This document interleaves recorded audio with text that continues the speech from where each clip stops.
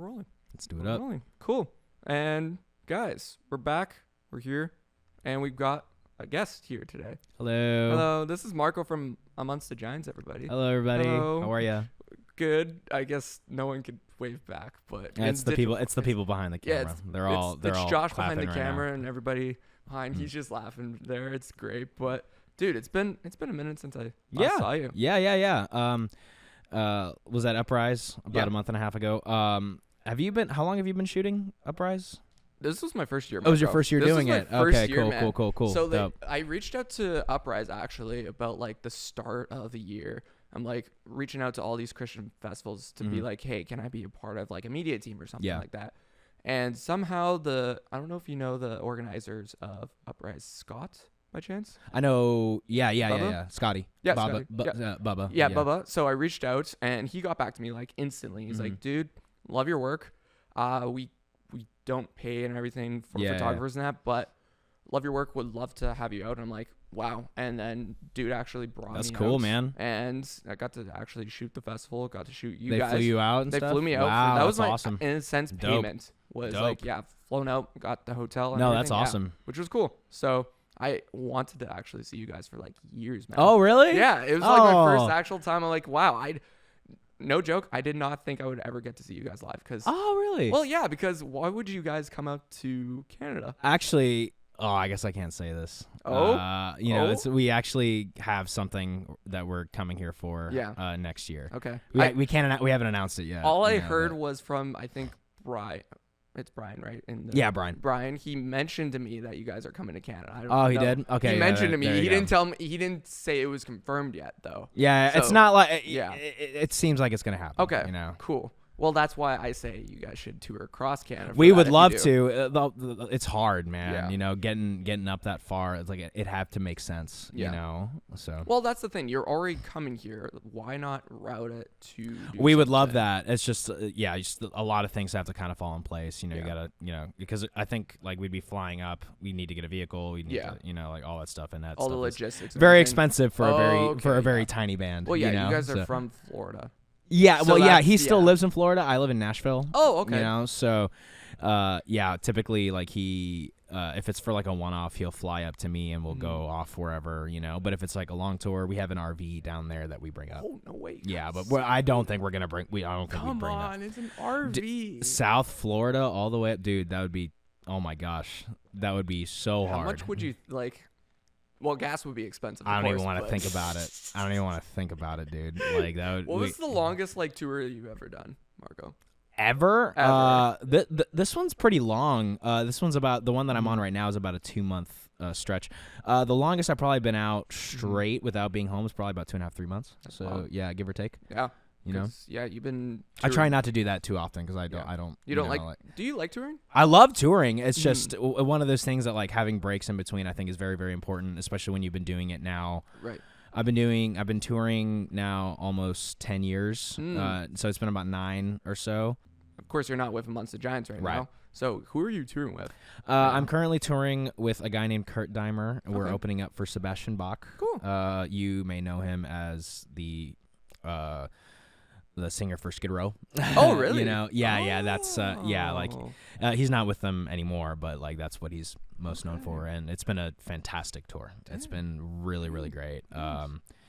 It's really this tour in particular has been has been a first for me. It's the first time I've actually had an extended tour outside of the U.S. You know, so like I've always had like one-offs out of the country, you know, and not usually a full tour. So it's been cool. Even, you know, like Canada has been gorgeous. You know, it's my first time here ever. So we started off in Vancouver and we're just making our way east. Your way all the way. How far Canada are you doing? Are you doing Toronto in that? Yeah, we're going all the way to Toronto, Quebec nice. City, and then after Quebec, we're basically going back to the States, and then we have like another 3-ish weeks in the States, and then the tour ends, I believe, November 20th.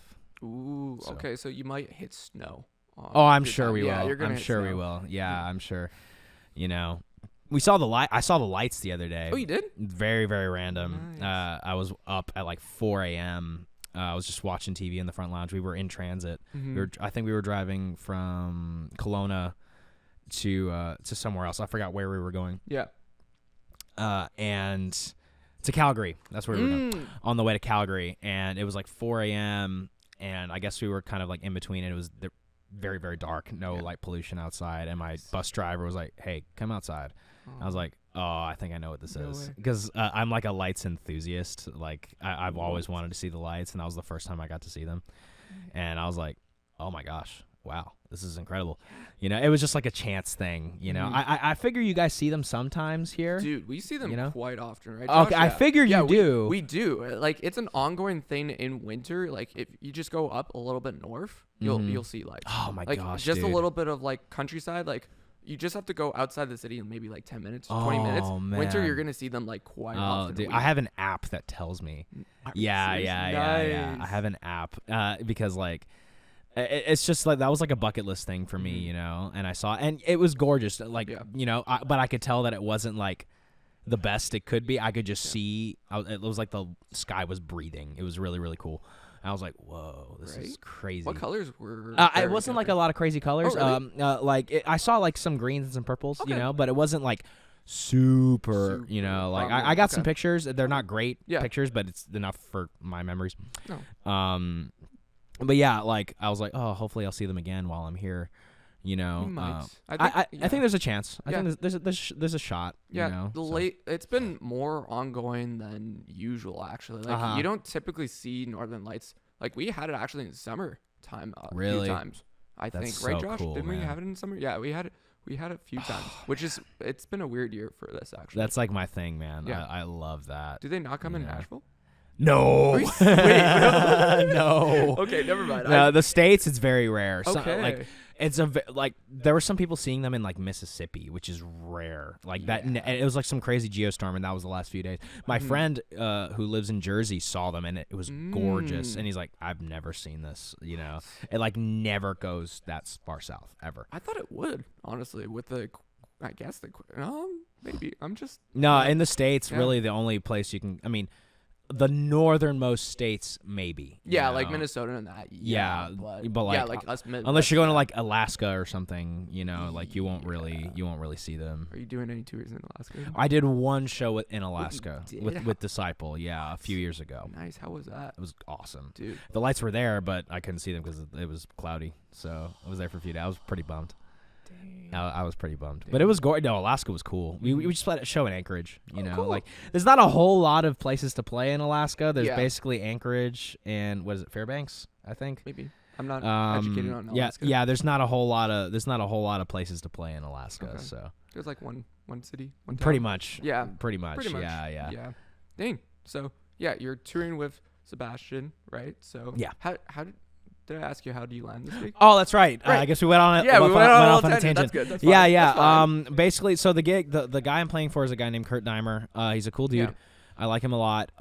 It's kind of like a hire on situation, you know. Like it's something that kind of came about because it's like how a lot of things happen in touring. It's like you just kind of it's a friend of a friend, someone who knows you. You know what I mean, like. Someone who knows you, basically, you know. Yeah. So it was one of those situations. Okay. Someone put my name in for this, and I'm very, very thankful for it. You know, like typically when you're touring for a long time, you meet a lot of people inevitably that way, you know. So and if you're not a jerk, you treat people nicely, you know, like you have a good work ethic, and you're decently talented enough, or good enough to play professionally, you know, like. Typically, that's a recipe for people to, ask you to, go out and do different things. I'm not saying I'm all those things, but what I'm saying is like, hopefully that's what I try to be, So I feel like anybody in the touring industry should be like that. Like you have to be you should be a decent person, human being, right? There's that, yeah, of course, but like aside from just being that way because it's right, it's also in your best interest. You know what I mean? It's like I've seen plenty of people come and go because of cruddy attitudes. I've seen plenty of people come and go because they just didn't feel like working hard enough at their craft, or not willing to sacrifice certain things. And at the end of the day, it's really just comes down to how much you want it. Right. You know, like talent kind of you hear this all the time. Like talent kind of gets you through the door, but it's it's your character that kind of keeps you there. You know. Somewhat. And it's not about being perfect. Everyone's gonna make mistakes. Everyone's gonna do. It's not about that at all. It's just try to do the right thing. Yeah. Try to, what I mean? Try to work hard. Yeah. I was just thinking everybody make those mistakes. Well, yeah. You got, I was gonna make the joke of the song from Miley Cyrus. Oh, that's an old one, huh? Yeah. Yeah. So that's an OG. That's OG. Yeah. Did you watch Miley Cyrus or Hannah Montana? Oh yeah, that was like my era. Okay. Yeah. Wait, how old are you, Marco? I'm 29. Oh, you don't look 29, man. Oh, what do I look? Do I look younger? Yeah, you look younger, man. It's because I can't grow facial hair, and I have long hair. Okay. Yeah, and I've gotten it before. But you got the tattoos. That's why I'm like, okay, maybe mid-20s, but then I'm like, oh. No, yeah. This is my last year of my 20s. I'm turning 30 next year, and I'm actually pretty excited about it. I'm not gonna lie. Okay. That's good. Like I was worried about it at first because everyone's like, scared of aging, myself included. But I think like as I'm getting older, like I'm getting happier, more content, and more like what's the word? Like confident in my own skin and stuff. So I'd say like 30 is gonna be fine. That's good. Like and I'm proud of aging? Proud of what I've been able to do in my 20s so far. That's good. And I just want to keep kind of going. Because when did you start doing music then? I mean, I started playing when I was a kid. Yeah. Like preteen. I started playing guitar when I was 12. So that's when I started. Yeah. And I kind of sang when I was a kid. But then like people made fun of me and I stopped singing for a while. Oh, really? Yeah, I had like a really weird high voice when I was a kid, and like people kind of make fun of me for it. And it wasn't good. And it wasn't very good either. So like I had to kind of claw at that for a while because my voice sucked for a very long time. Did you have to get vocal lessons? No, I didn't. Wait, what? No, I didn't. I had.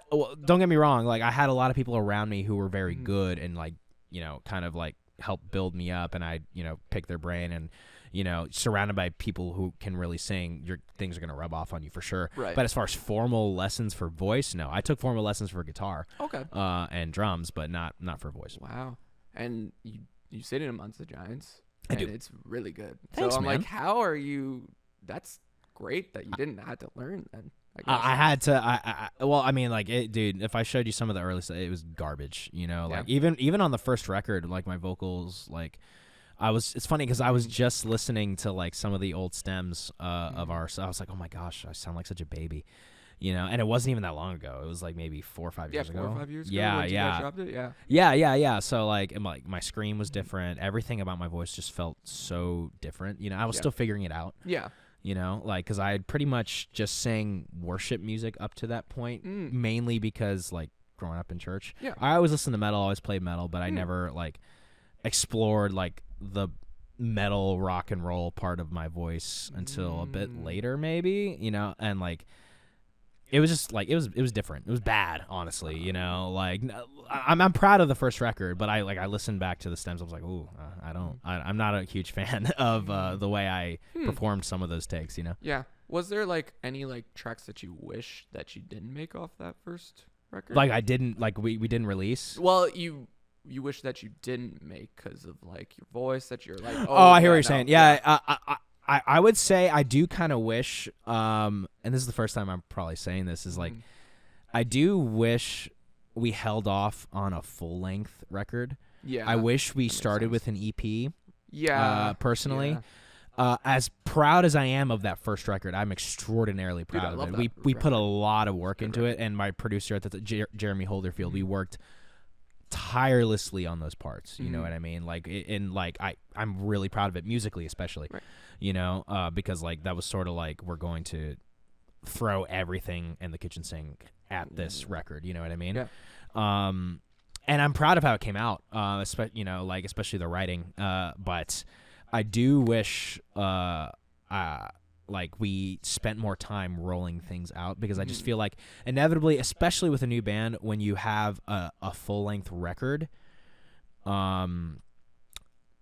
the back half of the record kind of gets thrown by the wayside because nobody really listens to full lengths anymore unless they're like from your favorite band, right? So Listen, I have a lot of favorite bands and Yeah. like a lot of. I get I'm it. a No, I person agree. That likes records. No, I agree, and I do too. Yeah. It's just unfortunately the way music is being consumed society, now. yeah.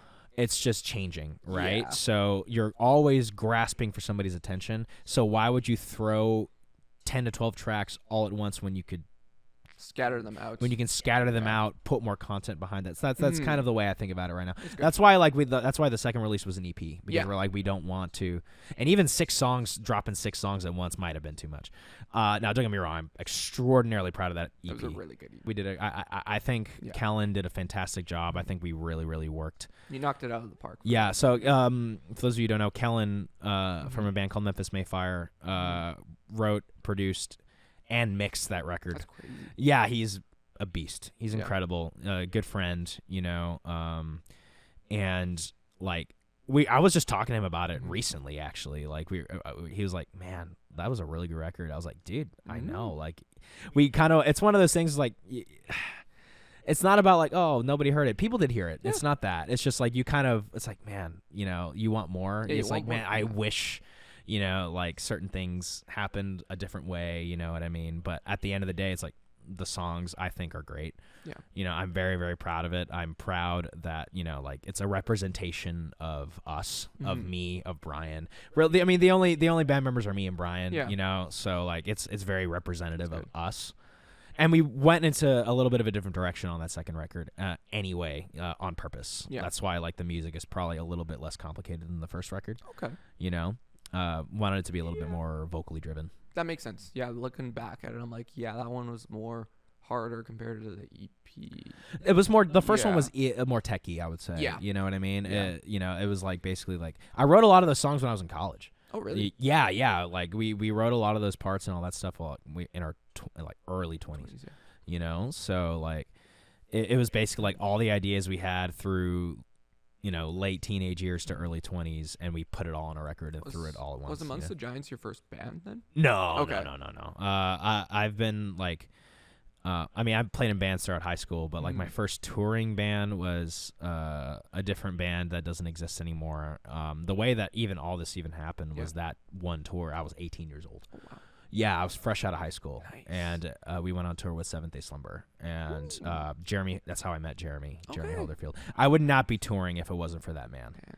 Yeah, I got to see Seventh Day Slumber first time like a couple years actually back. They actually toured here. Like maybe 2 Canada? or 3. Yeah. Oh, wow. They came here and went back. You probably mentioned to him, like literally got to see them and then Maggie. If you know Maggie. So that was their first time in Canada. I'm like, oh, cool. Yeah, like the Seventh Day Slumber that I knew and the Seventh Day Slumber that I met was Jeremy.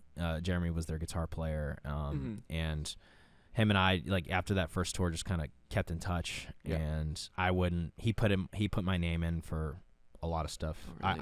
I owe a lot to that man. Nice. You know, 100%. You know, I still consider him a good friend. That's good. You know, he, like I said, he produced our first record. You know, put us through the ringer, and I love that guy. I would not be here without that. Wow. Period. I owe a lot to him. Nice. Shout out Jeremy. Shout out to Jeremy Holderfield. I hope he sees this. Yeah, I think so. We'll get in the ringer. I'll probably send it to him, you know, it'll make him smile. I hope. Speaking of a friend, someone asked if you know Weston. Of course, I know Weston. Yeah, you know Weston. He wants to know if you're his friend. Of course, I'm your friend, Weston. I miss you a lot. I want you to play in my band. Oh, is what I want. This is a call out then. Yeah, we're buddies. Like, you know, he's Weston's the man. I love him. Also, he asked, does Sonic go fast? Sonic goes very fast. I hope he does. I'm really stoked for that movie that's coming out. Oh, that's the meaning behind that. Okay. Sonic the Hedgehog. Yeah, yeah. The third Sonic. That's like our thing. Yeah, it's like it's great. Nice. I love that first. So if you don't know, Weston was the guitar player for Seventh Day Slumber. Yeah. That's the person who asked that question. Yeah. Well, probably people don't know that, but yeah. Yeah. No, he's my homie. We've been friends for a very long time. I think very highly of him as a musician. Nice. Yeah. Who's probably the most people that influenced you as a musician? Oh man, the last couple years. Ooh.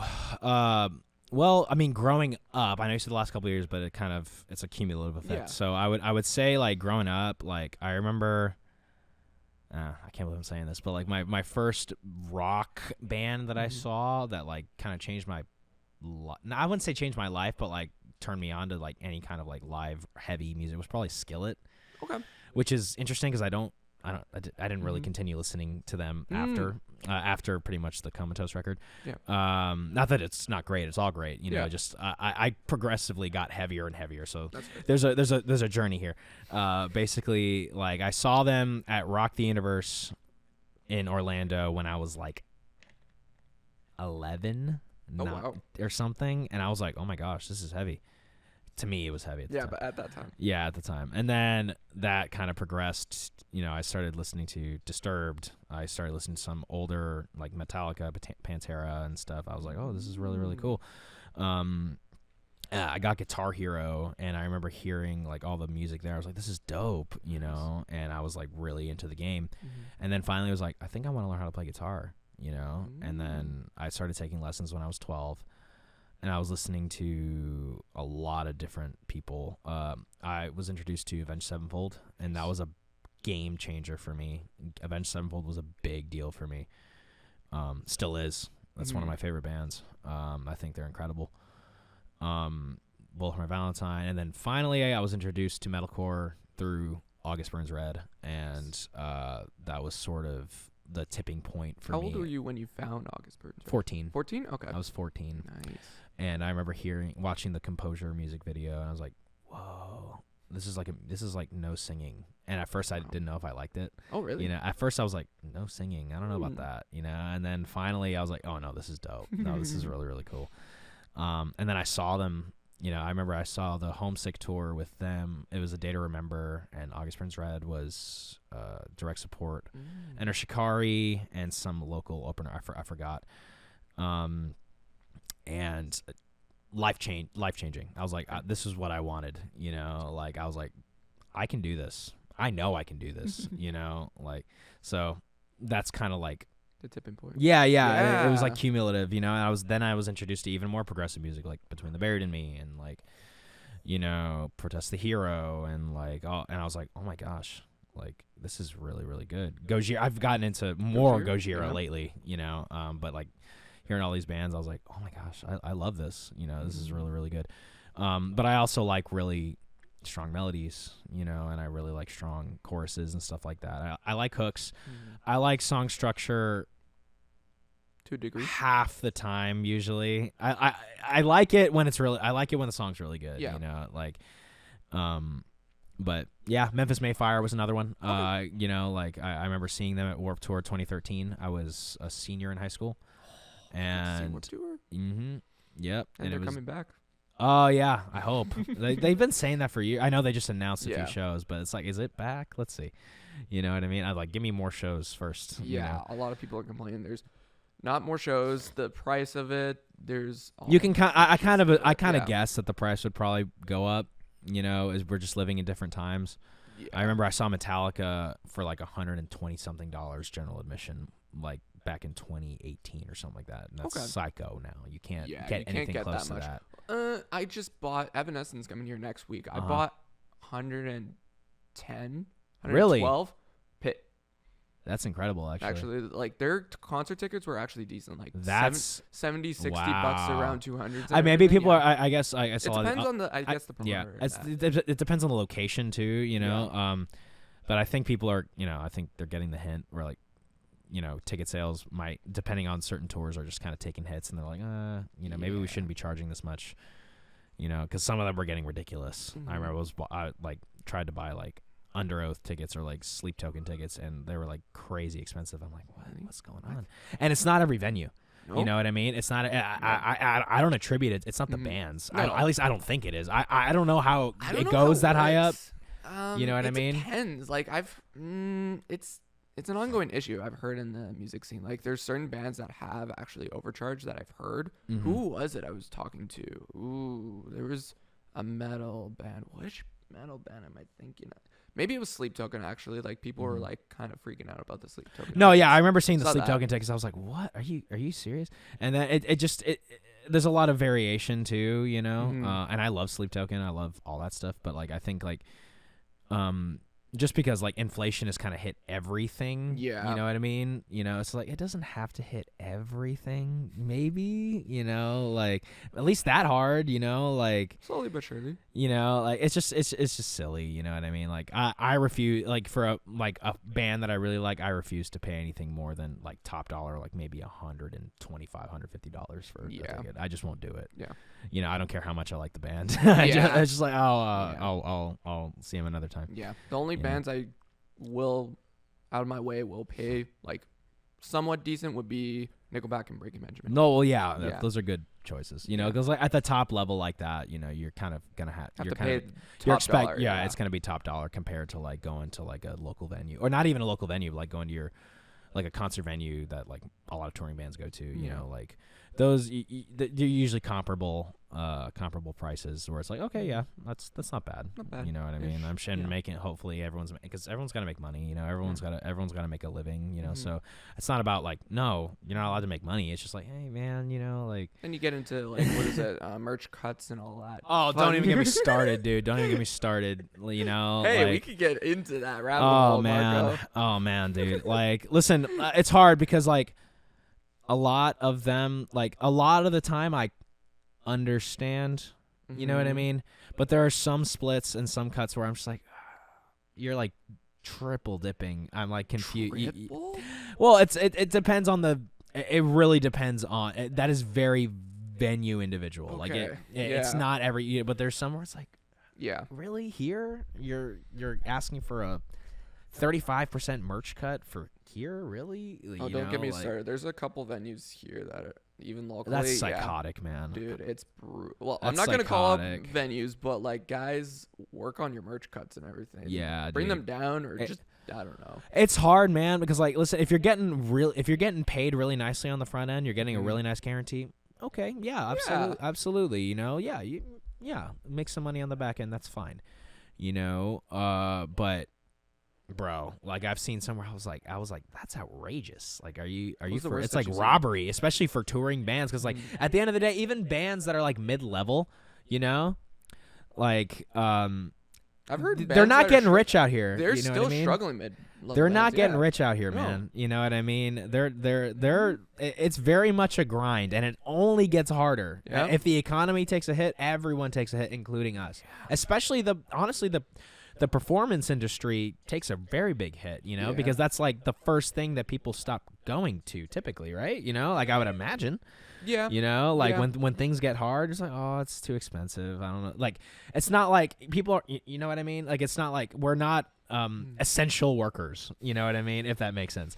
So, and that's fine. That's totally fine. There's nothing wrong with that, you know, but it's like after a certain point, it's like, hey man, like, you know, you want us to come out. It's like it needs to make sense. You know what I mean? Like people like to tell us, hey man, come here. It's like we would love to. We would always want to be going out, but it's like it has to kill us to get there. Kill you logistically, financially, just in general, everything aspect. That's why I get the logistics back end because I got to work on that from tour and everything and see how that works. But like, if you at least feed yourself and get here, then big time. And it's honestly, it's not even that much, you know. It's like a lot of people will be like, yeah, I'll take that. You know, a lot of people are like, as long as like I'm good and not like dying out here, cool, you know, like because at the end of the day, we all want to play music and we all want to tour, you know. So we'd rather be doing that than sitting at home. So it's just like there's always a way, you know what I mean? That's why booking agents and things like that, like, you know, are like incredible, you know, like they're the ones who negotiate on bands' behalves, assuming they have one. We don't have one. You know, Jeremy helps us book sometimes. You know, Jeremy's again, another thing for Jeremy. Jeremy actually got us the Uprise gig this year. Yeah, I've played Uprise for the last 4 or 5 years, but not with Giants. Not with Giants. Yeah. I was playing with Disciple usually. Yeah. But yeah, it's one of those things where it's like, we'll give you this amount to get you here, and it's like, and at first it sounds like a lot of money, and then it's like, all that goes away very, very quickly. Like it all gets eaten up. Yeah, back-end logistics and everything with agents, booking people. Yeah. Right. Yeah. And then the booking agent has to take a cut too, you know, so it's like all that stuff, you know, like all that stuff is It's all important, you know. Like it all works in conjunction with each other, you know. So everything costs money, you know. Everything costs money, you know. Like so when bands, you know, are like, "Hey, come buy stuff from our merch table." Buy yes, it. Please. They need every little single If you dollar. really care about a band, that's the most you can do. Like streaming is great, you know, obviously, you know, but everyone knows how streaming is. Little money people make from streaming, you know what I mean? So really the best way you can support a band is by buying merchandise or, you know, or buying their records, you know. Or check out their local merch store if they have one. Exactly. Online and that. Online, exactly, you know. Like that's the way most of us make our money. Yeah. So cool. I didn't ask you. Are you taking a van or is it a bus tour? How is this? This is a bus tour. This is a bus tour. This is a bus tour. It's not my gig. It's not. You know. It's not my. I'm a band member. Yeah. You know, but it's not like my band. Like, yeah. Exactly. You know what I mean? Like it's his. Yeah. So that's what I was wondering if it was like a bus tour, van tour. Yeah. No. This is a bus tour. This is a bus tour. How's the bus? You know, it's great. That's it's good. super fun, you know. Like I actually really like van tours, which is funny. Yeah. You know, I've done plenty of those too. You know, I think you have to, you know, build some character, you know. But like as far as like, you know, like bus tours go, they're super cool and they're fun. Like don't get me wrong, you know. But there's something about the freedom of driving your own vehicle. You know what I mean? There's something about it. But that quickly gets old about a month into a long tour, you know, where they're like crazy long drives. Dude, even stuff, like a week or two, like if the band is just like all not sleeping or anything, then it gets to the degree. Yeah. That's what happened with us where it was my first tour. It was a van tour. I'm like, okay, everyone's cranky. Everyone's like, okay, we're taking shifts and everything. That's the hard part, you know, like you got to, because you're dealing with you're dealing with personalities, you're dealing with new people, with other people, you know, so you always want to kind of you kind of want to like be considerate of that, even on a bus. You know what I mean? That's the same thing on a bus. Don't get me wrong. Like bus tours are a lot more convenient and I guess luxurious. But yes, yeah. If you have 10 plus people on a bus, it's still cramped. You know what I mean? It's still cramped. And I'm not here complaining. No, I'm not complaining. I wouldn't be doing this if I didn't want to do it. You know, but it's, you know, finding personal space on tour is hard for almost anybody. Yeah. You know, so that's a thing from a lot of people I've heard. Like it can be spacious, but to a degree, do you want that spaciousness? Yeah, exactly. Yeah. Cool. Well, we went through a lot actually. So yeah, you're from Florida. How's the music scene and local talent actually? I don't know anymore. Because you're from Nashville now. You know, I grew up and the local scene was dope. A lot of it was metal, deathcore growing up. You know, a lot of the venues, at least the local venues that were in South Florida, don't really exist anymore. Oh, really? Which kind of bums me out. Yeah. You know, it's like supporting the local. It's like everyone's like, "Oh, support your local music scene." I'm gonna be honest with you. I was never really part of a local music scene. Oh, really? I just never. Yeah, it's like I was in local bands, but I never really felt like I was. You know, it was kind of like you never kind of felt in. You know what I mean? Like I was playing drums in a punk band when I was in college, and that was probably the closest I ever got to being in a local scene. You know, and it was a fun time. Don't get me wrong. You know, but at the end of the day, it's like, you know, we're essentially out here just, you know, playing shows, having some fun. You know, it's, you know, that's really what it is, you know, and you cut your teeth on that for sure, you know, but as far as like the South Florida scene, like, unless like the venues like the Culture Room, Revolution Live or something like that, there's not a whole lot of, you know, spots for local bands to play down there. Yeah. Maybe there is now, but when I was there, when I was leaving, there wasn't. That's crazy. So about 3 years ago. That sucks. That kind of sucks. Bums me out. You know? Like because there's a lot of rich history down there. Yeah. You know, so Nashville is a completely different beast because there's a show there. You can throw a rock and you'll find a show. You know, that's kind of the hard part about playing in Nashville because like how do you get seen even in Nashville? That's you don't. You don't. You know, like you gig out in Nashville. You want to play Broadway. You know, maybe get some free drinks, make some money on the side a little bit or something like that. But like, and they're incredible musicians too. You know, and a lot. I don't really know anyone in that scene either. Okay. You know, I don't play in Nashville very often at all. You know, I played like 3 shows in Nashville. Your whole entire life. Yeah, pretty much. And I've lived there for 3 years. I played Bridgestone when I did Winter Jam a few years ago. Mm-hmm. I played the Ryman earlier this year. And I think another venue. I forgot the name of the venue. But that's about it. Dang. Like, I haven't played any. Yeah. You know, like, well, there's Exit In. I haven't played there. There's a couple cool. There's a couple cool spots. Yeah. Like, there's no lack of cool venues there. It's just there's so many shows happening. You like, whenever you see a show in Nashville, like you see like a band have like, you know, like the list of places, dates, yeah, and they're all sold out. Nashville's never sold out. It's just it's very, very hard to get a big get like a full turnout in Nashville because there's just so many shows happening. That makes sense now. Yeah. That makes complete sense. It's actually cool for me because then I usually don't have to worry about shows selling out that I want to go to when I'm in Nashville. You know what I mean? And there's some great venues like Marathon Music Works that's like where a lot of the big bands, like bigger metal rock acts go to. Yeah. You know? I saw August Burns Red there a few times, saw Whitechapel there, you know, and it was dope. Yeah. Love Whitechapel. Really nice guys, actually. Really? Yeah. Yeah, I believe it. You know, like, no, Whitechapel's awesome. Mm-hmm. I saw the tour I went to was the Valley. They were playing the Valley all the way through, and it was dope. Oh, you lucky bugger. It was awesome. When did I see them? I saw them recently. Who was it? It was with Meshuggah. Oh, dude, that's awesome. That Meshuggah tour. And then there was one before that. I got to see them. This was right around the time when I went to TwitchCon just beforehand, and they were with Bullet for My Valentine. No, not Bullet. It was with Trivium. Wow, cool. Trivium, so that was a good one. That was my first time. Seeing Phil's vocals. Yeah, he's incredible, dude. He's incredible. He's like a huge inspiration to me and Brian. Yeah, like he's awesome, dude. It's like I've never got chills or got shocked from a vocalist in person until like seeing Phil live, and also the guys from Wolves at the Gate. Good guys. Well, yeah, Wolves at the Gate, and also who was it? Convictions at Uprise. Oh yeah. That's who I was mentioning because I'm like, oh, Convictions. I don't know. Do you know which band was it? It was Slaughter to Prevail. Yeah. Who's this? I forgot the guy's name, but I know who you're talking about. Alex Terrible. Alex sounds like the guy from Convictions.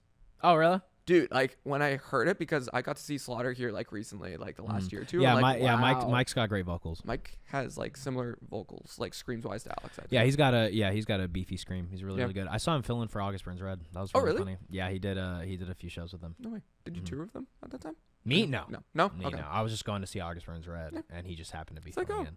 Nice. It was a good time. That's a good time. Yeah. Cool. So does your family support the music journey? Oh yeah. Yeah. Yeah. My dad's a pastor. My mom's a therapist. You know, like, basically, from a young age, I knew what I wanted to do, and they bought me my first guitar. You know, all my gear. I had all of the support in the world. Yeah. You know, so I have no complaints there for sure. You know, they're great. They're great. Nice. So you grew up in the Christian music. Everything from your I guess, yeah. I grew up in church, but like as far as like the music scene, it was more just kind of like at that time, like half the bands were Christian. You know what I mean? Like that was like the Tooth and Nail Solid State era, anyway. And then half of them didn't really, and then weren't after for a while. You know, so as far as I'm concerned, like I don't really care about that as much. You know, I just care. I really just like, you know, if it's the music that I really like, I'm gonna listen to it. You know, so. I have my beliefs and I have my views, of course, you know, like, and I have my, you know, and of course I believe. It's just the older I get, the less I care about the label and the less I care about like being perceived as such, I guess, you know, like people can, it was like same thing when people ask me for Giants, like, you know, like, cause we don't write about God a whole lot, you know, like we mention it, you know, but it's not something like, you're getting more towards like, I'm writing.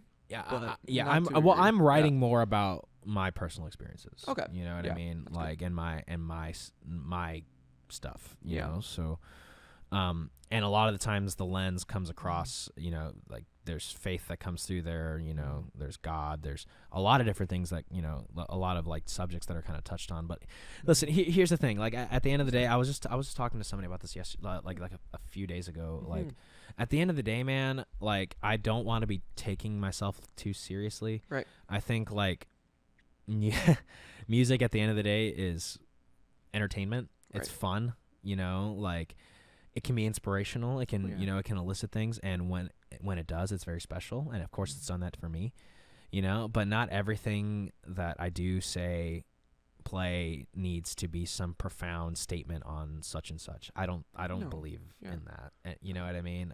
It's like I come from a place of like my whole life. I've taken so many things like seriously, and I'm not saying you don't take like your craft seriously. I'm not talking about that. It's just like, hey man, at the end of the day, like I'm just a performer, dude. Yeah, you know you're what I just mean? doing your I love to thing. perform. I love to play music. You know what I mean? I have my views. People want to hear them. They can ask me. I'm not gonna go up there, Shut them down and everything. Yeah. Yeah. Like if I feel very strongly about something, I'll Mhm. say something for sure. Yeah. Like if I feel like some kind of injustice, sure, you know what I mean? But like at the end of the day, I try not to take ourselves too seriously. You know what I mean? Like we touch on serious topics, don't get me wrong, but at the end, like I want people to see me, and I want people to know, like, hey, you're getting everything I'm giving you right now. Exactly. I am not some, you know what I mean? I am not some character. I am here. Yeah, I'm just me. You know what I mean? You are you. Like, yeah. that's all it Yeah. is, man. Like I'm beyond over, like I'm beyond over expectations, and I'm beyond over so many things. I grew up a pastor's kid, and it's not like I don't believe in those things. I do. Yeah. I am a Christian. I believe in God. I believe in Christ. I believe in those things. If anyone ever had a doubt about that, you know what I mean? But man, I got stuff too. Everyone's got stuff. does. Everyone's got stuff. You know what I mean? Like, and you want to talk to me however you want to talk to me. You want to say, like, come at me with your lens. It's like, I believe this, and that's like that's awesome. That's incredible. You know what I mean? I'll tell you what I think if you want to hear it. That's pretty much, Cool. Yeah, I've been seeing actually that point of view from more or less the Christian bands actually throughout Really? like the years. Yeah. Like Really? Yeah. Like appreciate a that. little bit of like even actually Skillet the last couple of years, a little bit.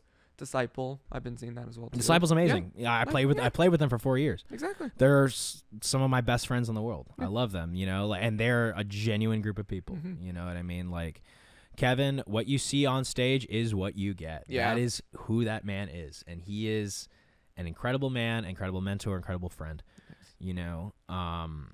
And like, I've learned so much. And I still play with them from time to time. Yeah. It's not my my main gig anymore. But I'll still fill in every now and then, and it's a good time. That's good. So I just don't. It's one of those things where like. So and it bums me out because like I see bands like that and like a band like Disciple who are I think they're so musically, lyrically talented, and especially their performance, it's like it's like, man, I wish, you know what I mean, I wish like they Progress and everything. I just wish they were bigger, because they deserve it. They deserve to be bigger. Dude, I've always felt that way. Honestly, any band that's in like the Christian rock, Christian metal scene, honestly, I wish got bigger. Yeah. Everyone. There's a lot of bands like There's that. a lot. Like you guys, Disciple, who else? I'm trying to think. Anyone that was on Uprise that I saw on the Rockstar stage, I'm like, there's a lot of great bands, dude. Yeah, everyone. It's a lot of amazing bands, like everyone's just trying to make a living. It's just hard, man. It's hard out here for a Christian artist. You know what I mean? I was gonna get into that. Like, how's the Christian music scene on trying to get seen lately? It's not really a thing. That's the hard part. You know what I mean? Like there is, there is. It's just, here's the way I look at it. You're playing metal, heavy music. You're already limiting your audience by doing that, because there's already a bunch of people that just won't listen to that. Okay. Talk about limiting your audience more by calling yourself a Christian band. Yeah. And if that's your conviction and you really feel like that's what you want to call yourself, that's amazing. Do it. Right. You know what I mean? Do it, live it. I'm scared of that label personally because I don't think I can live up to it. So, and it's funny. I've never actually even really told anybody this, like, it's just like, it's like same deal. Like I grew up, a pastor's kid, right? And people would tell me, "Oh, you're gonna be a pastor like your dad." I'm like, absolutely not. That job scares scares the living daylights out of me. I don't want that responsibility.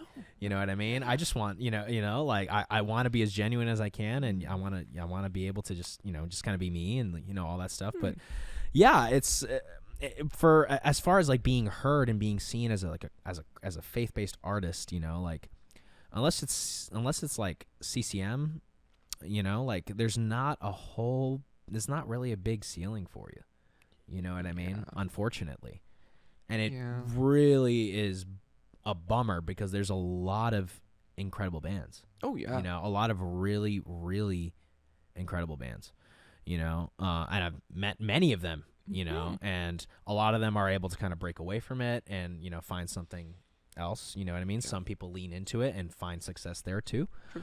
And will create a very loyal fan base group of people. Almost like a congregation.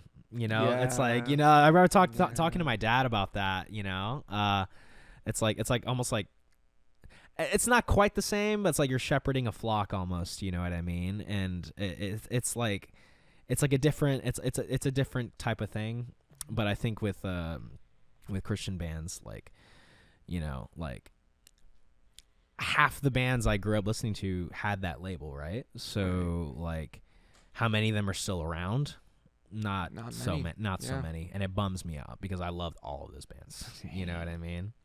Is it because of the Christian label? Not necessarily. No. Not necessarily. There's a million reasons why bands don't work out. There's a million reasons why, like there's so many things that can happen. At the end of the day, if something doesn't catch on, it just doesn't catch on. But yeah, man. Like I have so many thoughts about this. I could literally, especially after seeing it for as long as I've seen it, like. You meet a lot of amazing people in there too. You meet a lot of people like mentor figures that are like, wow, like incredible people. A perfect example, my good friend Matt Baird from Spoken. I love that band. Spoken is, I think, one of the best Christian bands that exist today. Ooh. I think their music is incredible. They're really good.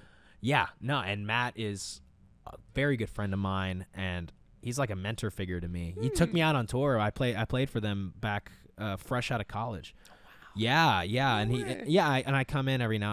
I play for them every now and then. Like, but dude, they're just good. You know what I mean? It's not like, oh, it's good Christian band. They're just good. You know what I mean? He's got an amazing voice. Music's amazing. And it's like, that's another band where I'm like, you guys deserve the world, bro. Right? Freaking take it. They've been a band for years, man. Spoken's been around a long time. Yeah. And Matt Baird is still trucking along, dude. He is the man. He's the man. He's going strong. Like, those guys just dropped a recent record. Yeah, it's recently, freaking awesome. I love that. Right? Probably my favorite record from them. Next to that, what is it? That IX one. The 9. One. Yeah, 9. 9. Yeah. Kellen did that one too. Yeah. But yeah. Like, dude, like, don't get me started. Like, I think so highly of all these bands, and it's like, man, I just want, I wish the world for all of them. You know what I mean? Yeah. Well, going back, I guess, into family, I wanted to mention to you about this because you're from Florida. So you guys mentioned about the hurricane. If I'm to talk about that, like, I guess for Brian's from Florida, right? Yeah. So yeah, he's in Florida. How was it like for his family and everything? It was fine because we were my whole family and that family we were on the East Coast, and thankfully the last 2 hurricanes that came didn't really hit the East Coast that hard. Oh, okay. So they were okay. They got like tropical storm force winds. It wasn't too bad. So I wanted to make sure that okay. They were perfectly fine. I got a lot of texts because some people were like, "Wait, don't you live in Florida?" I was like, "No, I don't live in Florida anymore. I haven't lived in Florida for a few years." But like thankfully, because it very easily could have been very bad, for them, and it was very bad for a lot of other people, but for them it wasn't. So that's good. I just wanted to double check with that. But how is I guess the community and everything is okay? Yeah, they're coming together. They're coming together. Going out to different places, especially my dad and his church. My dad has a church, and I consider it my church too, Rise Community Church. Like going out, helping the community, try to rebuild a few things, try to clean up and stuff. Because there's a lot of debris in a lot of areas right now. So, Florida got hit pretty hard. Obviously there are, we're the first line of defense against hurricanes for the rest of the country, I guess. But yeah, and I guess there's another one coming. from what I heard. Another one? So, Oh no. yeah, we're making up for all the years we didn't have any, because there was a lot of years where we didn't have any hurricanes, But because I remember, like, we'd have, like, hurricane parties when I was a kid and stuff, Like, we had, like, Hurricane Wilma, Hurricane, like, Francis, like, all these different ones. And none of them were really that bad. That was, like, a thing. That was, like, a way of life. I did not know what hurricane parties are. Like, basically, what? everyone just shows up at a house, and, like, at the time, we'd have shutters, so it was very dark inside the house, right? Mm-hmm. So we just, if the power went out, we just turn on candles, have a little generator outside, hopefully, play some games, stuff like that. Okay. Yeah, it's not that crazy. Okay, I'm like, okay, I don't know. That's everyone would hug. We're from Canada. We don't get hurricanes. Of course not. Yeah. So all we get is blizzards, and that's bad. Those suck. I would not know how to deal with that. So. Yeah. Well, at least you're from Nashville. Doesn't get snow, right? We get like one good snow a year. Okay. It's like predictable one. It's usually in December or November. Oh, okay. So you'll get it when you probably hit last year was a pretty bad one. Okay. Comparatively, because we don't have the infrastructure to deal with it. So. Oh, you're like Texas then. Exactly. Like we have like no infrastructure to deal with it. So only the main roads were pretty much the ones that were shoveled and stuff. All like the side roads were not like death to try and drive if you don't know how to drive in snow like me. So because I don't. Well, yeah, you wouldn't have snow tires then. Yeah. Nope. No chains, no tires, no nothing. It was sorry. It was not a fun time. I'm sorry. That's that fine. you had that. Survived. That's what. Yeah, you're talking. Yeah. Yeah. Well, yeah. Yeah. And good. Like, and my car survived too. So I was like, that's good. What kind of car did you have? Nissan Altima, the little sedan. Yeah, not bad. Yeah. Wasn't terrible. That's good. Going back into music. Are you workhorse when it comes to studio? That's a very interesting question because being in the studio and writing music actually stresses me out a great deal. Not necessarily in a bad way. Okay. Not necessarily in a bad way. I put a lot of time into it. I'm clinically OCD, right? Like I'm diagnosed. I deal with it on the daily, right? So stuff like that exercises my OCD in good ways and bad ways, right? So for me, it's very, how do I explain it? Like it's just it can be a very like mentally draining experience. But it's worth it because that's like the creative itch. And then what'll happen is like when I'm done, I'm like, oh my God, I don't want to even listen to any music for months now. Right. But then a couple months later, I'm like, okay, I'm ready to get back in. You know what I mean? It's like one of those things. There are some people who like that is their grind and that is what they do. And like on the daily, I'm not like that. No. I love performing. I love writing music too, but like if I had to pick one favorite aspect of what it is that I do, I just love performing. Nice. Personally. Who's some artists and musicians that are influencing you right now, like the last maybe year or two? As like a performer? Yeah, like, performer. I would say, I would probably say like lately. You know what? I'm just gonna hold up. I'm gonna go through my Spotify right now. I'm listening to a lot of. Come on. Let's see. I'd say I listen to a lot of Silent Planet. Listen to a lot of Avenged. Kind of re-listening to them a lot lately. Alpha Wolf. I just saw them. Dayseeker. You lucky bugger. Yeah, dude. I just saw that tour. We got lucky. They were in Atlanta when we had a day off in Atlanta, and we went. Me and some of the other guys on the crew on this tour went. Boo. Yeah, it was a great time. Great time. I'm sad. My touring buddy actually, who's the media person. I think he's the media person for Dayseeker right now. Oh, that's awesome. Yeah. Oh, he's doing a great job. Yeah. So yeah. No, Rob is literally. He actually helped me quite a bit for tour wise when I got my first tour. Like, dude helped me get a couple of stuff for gear. Told me a couple tips and everything. Like, he wants me to move to like the States and everything and go like more major city. I'm like, yeah, but financially right now it's like going probably terrible in the States right now, right? It depends on the area. Yeah. Believe it or not, Nashville is one of the more affordable places to live right now. Yeah, you told me somewhat Nashville. I'm like, I don't know if it'd be great to get seen though in Nashville because there's so many people. That's funny because whenever someone is like, "What? I want to do music. Should I move to Nashville?" It's like, it depends. Like if you have a gig lined up, and it's very convenient to be there. 100%. That's exactly how it was for me. Okay. So like it was just I got there and it was very, very easy for me to just sort of start touring from there because it's so central. You know, so that's so that's like for some people move there to like pursue country and do that stuff, and that's great too. But for me, the reason I did it was because like it just made sense. Okay, so financially speaking, and also family wise.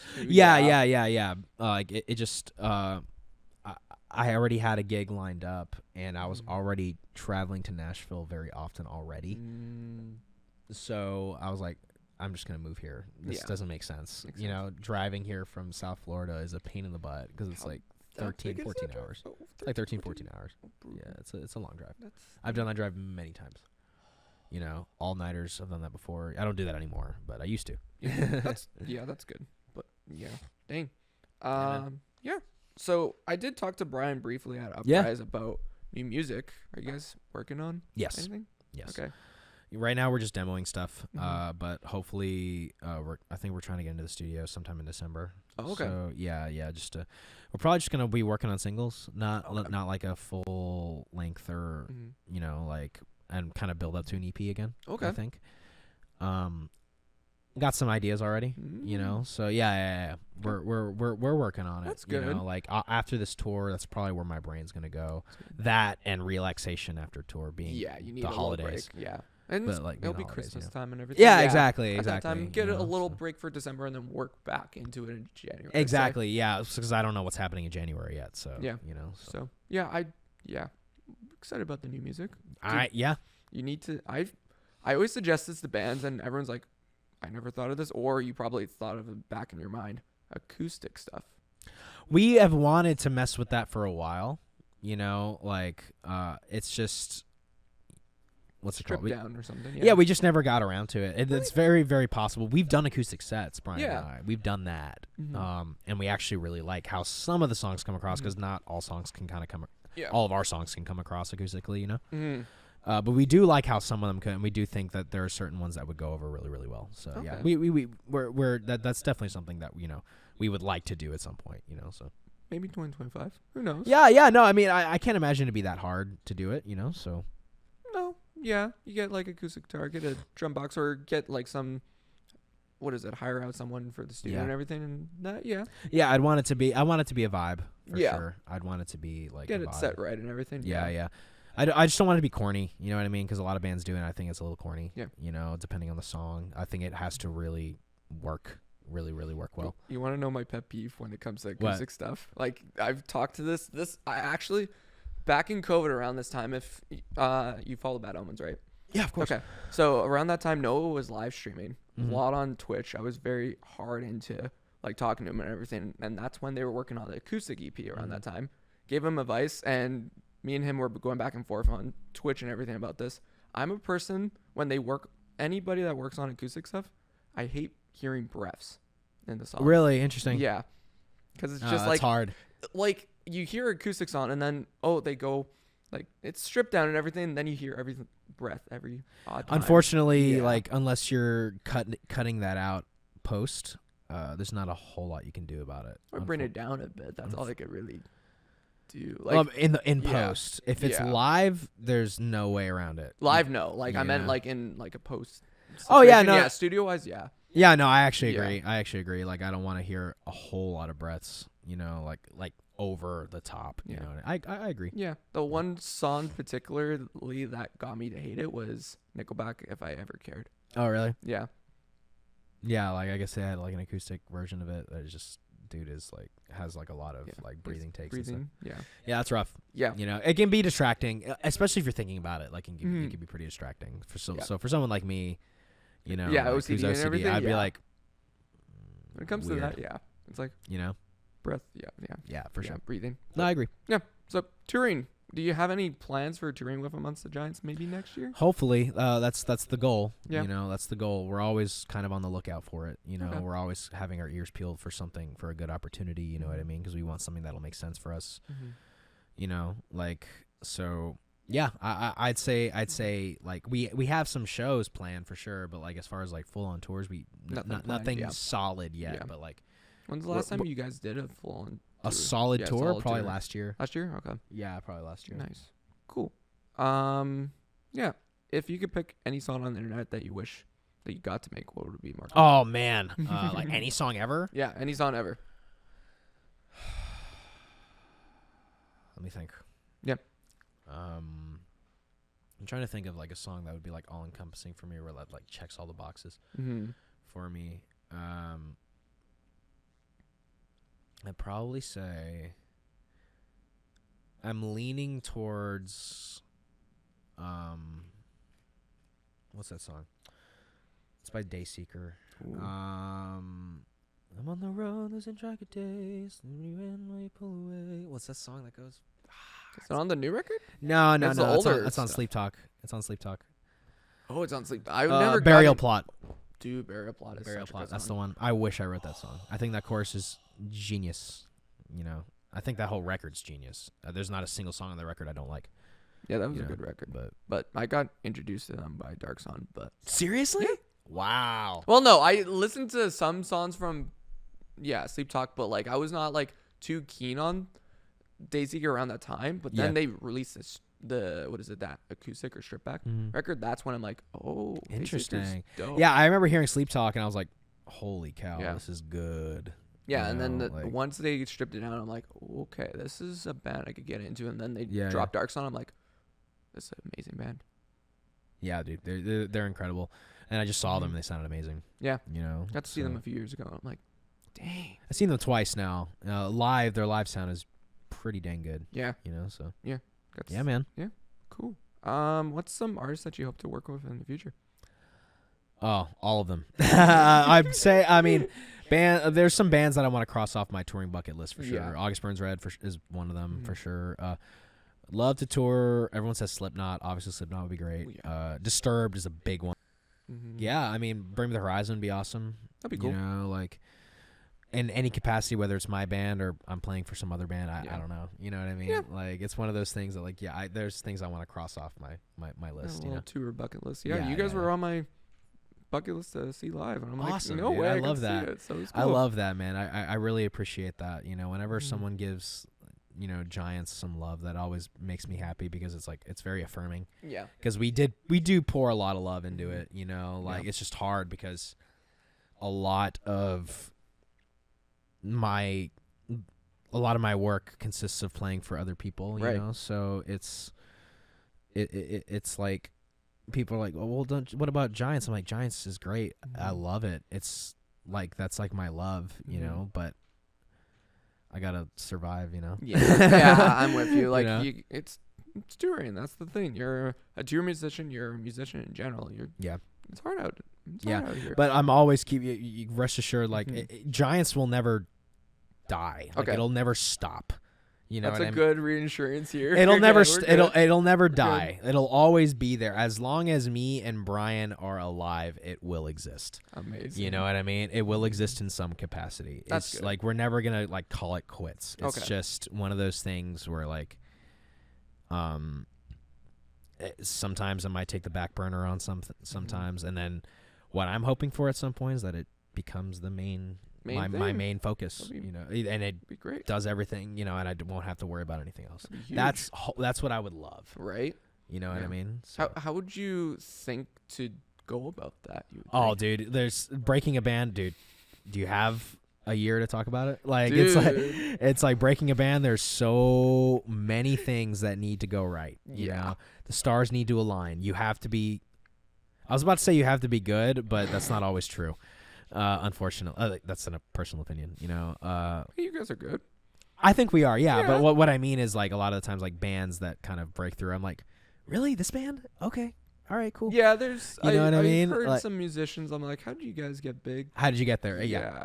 There's some that I can say, I can think of, not say, something I can think of, like off the top of my head, you know. But it's like they got something. They did something right. You know what I mean? So it's obviously they're doing something for somebody. You know, so, what I would love is for us to I just want us to get like a real shot. You know what I mean? Like I want us to be in front of the right people. You know what I mean? And let the people hear it and decide for themselves. You know what I mean? Yeah. That's what I want. It's like, dude, put us in front of these people, and if they don't love us at the end of it, I will quit. You know what I mean? No, dude, I care about it, man. I care. It's just like, no, dude, we want to throw what we can at it. I want it to be good, solid, professional, and relatable and fun. So, like, I want, you know, it's like, put us in front. It's like, I know, it's like, it's one of those things where it's like, I know we could do it. I know we could. You know, I know we could. It's just a matter of, like, getting that opportunity, you know? So cool. What was your first concert that you went to? Oh man, probably some local church gig when I was like a kid, you know, that I saw. But the first one I probably remember going to was probably Casting Crowns when I was like 6 or 7. Wow, you started early. I was like late. Yeah, late yeah. boomer. My parents brought me. I was just really young. Dude, I got chipped as a kid. Like my family's like, yeah, no. I was supposed to go to Big Time Rush when I was a kid. Oh my gosh, dude, that's but awesome. Then they got canceled, and then later down the road, R5, if you know R5, they were like Ross Lynch's Disney Channel band back in the day when he had. Okay, you don't know that. Yeah. I think I did. Ross Lynch. Yeah, Ross Lynch. You know, like Austin and Ally. Yeah. So he had a band with his brother and sisters at the time, and then they were touring and everything, and that's when my first actual show was. But didn't get to see Big Time Rush, man. Didn't get to see Big Time Rush. I'm sad. It's fun. Sick. Yeah. So I guess streaming's say the best way to get your music heard. You think? Yes, for better or for worse. Yeah. Yes. You know, there's not a whole lot of other ways people consume music nowadays other than streaming. So you definitely need it. You know, you're not going to make hardly anything on it. That's okay. I remember I got my last royalty check and I laughed. You know what I mean? And it's not like we don't have nothing. That's no good. Streams. Like, you know, what I mean, like numbers as far as like the streams we have. They're actually, for a band of our size, I'm pretty proud of it, you know? But that amount is like, the amount you get from it is like, how bad was that nothing. check? Huh? How bad was that check? Pretty bad. It was pretty terrible. Dude, I got it for the whole year. I heard from Joey last time. I had him on the podcast as well. He told me West? Yeah. Oh, heck yeah, dude. I had him on digital form and everything, but he told me he got a check back from Disciple back in the day or whatever. It was 2 cents. Yeah, that sounds about right. Yeah. So I don't know if it was. I got a check bad.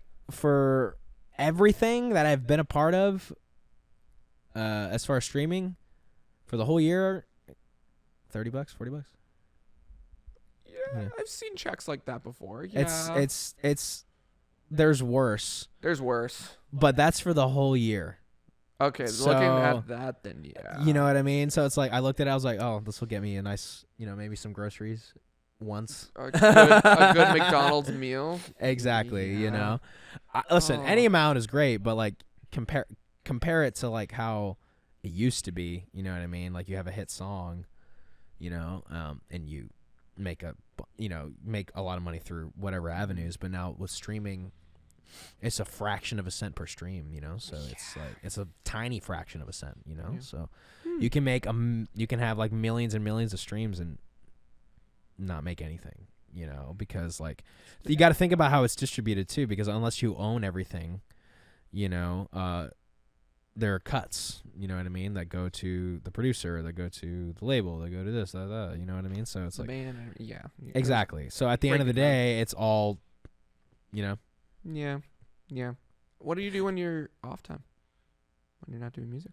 I'm a bit of a homebody because I do a lot of socializing on tour. So like, I'm not like, you know, like when I'm at home, I like going to the gym, you know, having my days, playing with my cats, my bunny, hanging out with my wife, you know, like I'll go to shows if there's a show around, you know,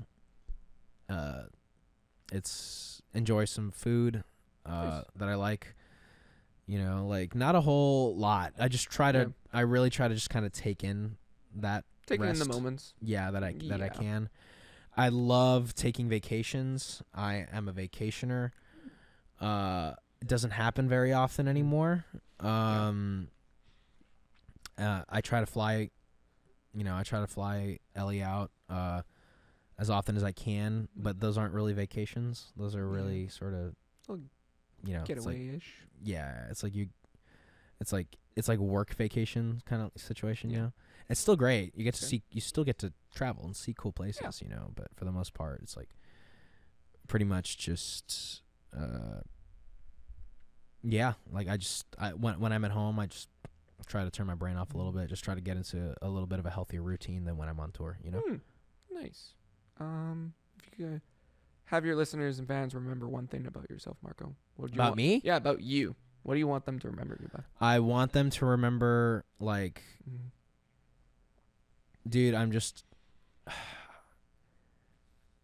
just want to be my authentic, genuine self with all of you. Just straight dead into the camera. All 5 of you. Let's go. Who are going to listen? All 5 of you who are going to listen to this and know who I am. Because I'm sure there's going to be a lot of people who listen to this and don't know who I am. You know, which is a good thing, honestly. Get people to see the band and everything, see who you are. Yeah, exactly. You know, I just what I really care about is just like if you take away anything, it's just like, dude, like just try your best. Don't take yourself too seriously. You know. Another thing though, like something that is pretty close to my heart. Mental health is a pretty close thing to my heart. I know it's kind of a trendy thing to say right now, you know, but I grew up I'm the son of 2 people who worked in the psych field, you know. If you can take anything away from me, my music, whatever it is, it's just, dude, things might seem bleak sometimes. Things might be dark. Lord knows that I've been there, but dude, I promise you there is always a way out. You know, there's always, and there's help for you, you know? So I had to seek it myself, you know, like if I told people some of the things that I deal with and some of the things that, you know, that go on in my head, like it would be appalling for some people, I'm sure, you know, and that's okay. So to pretty much just, put it in a nutshell, just be authentic. Don't try to be something that you're not, you know. That's pretty much what I'd want to leave you with. What's the best piece of advice you ever gotten while doing music? Don't be a jerk. I'm not even joking. That is the best probably piece of advice for anybody wanting to even have some kind of career in entertainment or music. Be kind. You know, people remember their interactions with you. You know what I mean? They'll remember you on your worst day. You know, I'm not saying that you have to be perfect. I'm not saying any of those things, you know. You know, Lord knows I haven't been, but just do your best to be kind and give people the time of day, because at the end of the day, those people that are coming to see you at a show are coming to, you know, be entertained, see you, you know, and you would be out of a job if it wasn't for them. So always remember that. Yeah. If you could talk to yourself from a year from now, what would you want to tell yourself, Marco? A year from now? Yeah, a year from now. Hurry up and get your Roth IRA set up, because it's been a long time.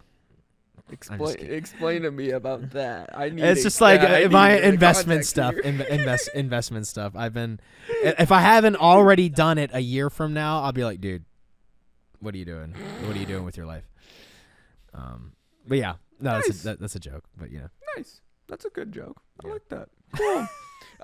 Do you feel you made an impact at someone at some point for the music? Gosh, I hope so. Yeah, you know, I hope so. I've heard some stories. You know, like people tell me genuine stories about like, hey, man, I was dealing with this. There's a song we have called "Medicated," you know, like that. I think is a very honest song for me. And people talk to me about that one, and they're like, yeah, man, I deal with this, you know, like I can relate to this. I know how this is. I'm like, yeah, man, it's rough, you know, living life like that. It's hard, you know. People talk about, talk about being on medicine. They don't always talk about like a lot of the side effects, you know, that you get from being on it. So, especially like psychoactive stuff. Yeah. So yeah, I would hope that, you know, it would help someone. That's at the end of the day what I kind of care about the most. Yeah, I feel like you've impacted at least one person I hope so. I hope so too. Mm-hmm. Really hope so. Describe yourself with one word. What would it be? One word? One word, Marco. Cringe.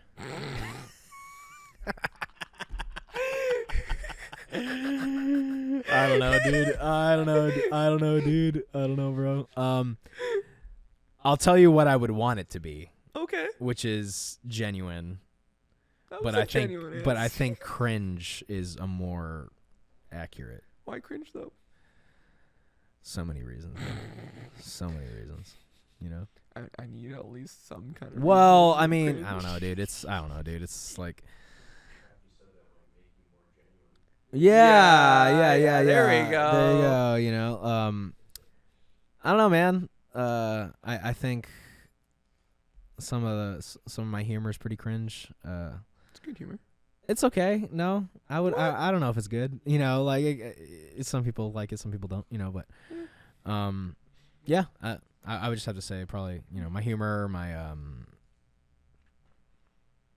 I guess it's cool to be a nerd now, so I can't really say that. You know, everyone loves comic books and everyone loves, you know, that stuff. So that's not really cringy. I think that's just normal, cool. You know, because I am very much a superhero enthusiast, as you can tell by my Batman tattoo. Batman. You know, so but yeah. Yeah, cool. Shout out yourself. Shout out to the camera. What do you want the people to know about you, Marco? So my name is Marco. I am singer, guitar player for Amongst the Giants. I'm currently on tour playing bass and singing backups for Kurt Deimer on tour with Sebastian Bach. We are playing tonight. Where are we playing tonight? Where are we playing tonight? Serious? I'm dead serious. Oh my gosh, we're in Winnipeg. Yeah. You're playing. Well, I know we're in Winnipeg. Winnipeg. No, I know we're in Winnipeg. I'm talking about the actual venue. Okay. Yeah. It's The Exchange Event Center. Yeah, no, I knew we were in Winnipeg. That's funny though. It'd be hilarious if I didn't. Right? We're just talking for an hour and we're like, oh, we're in Where a am I? place. By the way, where am I? Yeah. Dude, I've been there, bro. I promise. You know, I've definitely been there. But no, I know I'm in Winnipeg. Okay. Yeah, on tour. Check out my band Amongst the Giants. We have our EP out, Desolate Minds, and hopefully we'll get some music out to you soon. Cool. Yeah. Go check out Marco if he's playing in your city. Go check him out. Probably this will come out probably in the next week or two. Sweet. And then that's dope. Thank you so much for coming on. It was a pleasure, man. Thank you for having me.